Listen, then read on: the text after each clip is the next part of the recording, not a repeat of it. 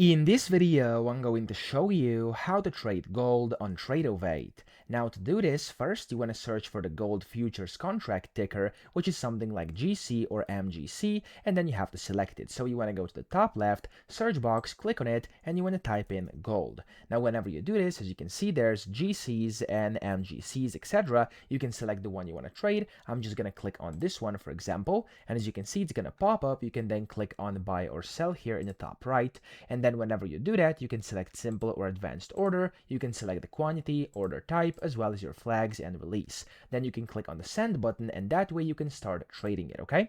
That's the first way. The second way is going to be over here on your chart. You want to click on what's currently shown on your chart over here. So up top, click on it and type in gold, and you can then open it like this on a chart, and you can trade it up top using these buttons at the top of your chart. So that's how to do this. I hope this video helped you out. If it did, please subscribe to the channel and help me out as well.